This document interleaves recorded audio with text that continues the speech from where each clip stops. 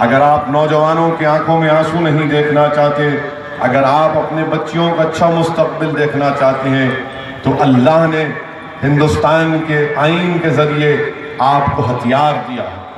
आप उस हथियार को इस्तेमाल करो।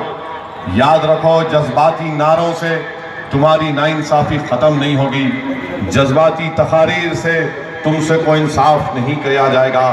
और याद रखो, बेवा की तरह रोने से दुनिया तुम पर रहम नहीं खाएगी।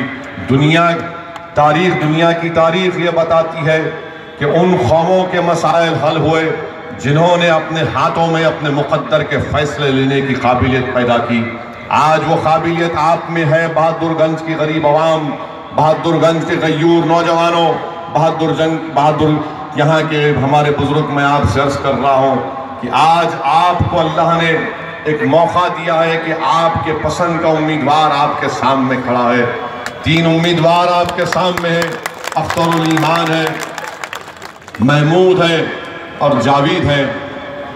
मैं आपसे पूरे इखलास के साथ अर्ज कर रहा हूँ, अपने सीने के ऊपर हाथ रखकर अपने दिलो दिमाग पर जोर डालकर सोचो कि इन तीनों में जो सबसे करीब तुमको तुम्हारे कौन नजर आता है, जो तुम्हारे दिल में छुपे हुए अरमानों को पहचान सकता है, जो तुम्हारे दिलो दिमाग में जो तूफान चल रहा है उस तूफान को अमली जामे नामे कौन पहना सकता है, जो तुम्हारे घर के अंदर जो मसाइल हैं उन मसाइल की सही तर्जुमानी कौन कर सकता है।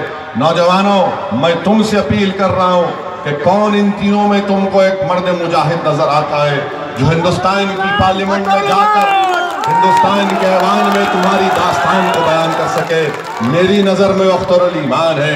मैं हैदराबाद से आया हूँ मेरे भाई, 2000 किलोमीटर का सफ़र तय करके आया हूँ। मैं आपके सामने दिल खोल कर कह रहा हूँ और अल्लाह मेरी इस बात की गवाह, अल्लाह को गवाह बनाकर कह रहा हूँ कि मैं यहाँ पर सियासत करने नहीं आया हूँ। मैं सीमांचल की आवाम से इंसाफ की लड़ाई लड़ने आया हूँ।